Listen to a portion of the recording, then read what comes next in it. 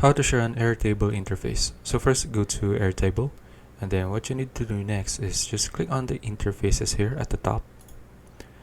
Okay, now from here you just need to look for the interface that you want to share. So for example, I want to share this overview interface here, and then what you need to do is just click on the share here at the top right, and then from here you can choose either invite by email, by link, guest users, or share publicly. So for this example, I just want to invite by email. Okay, what you need to do next is just type in the email here, and then select whether they can be an editor, commenter, or read only. So I'll just choose read only here, and then you can also add a message that is optional. And then if you want to notify them, just check this checkbox, or if not, you can just uncheck this. Then you can also manage their access here. Then once you're done doing all of that, just click on invite, and that's it.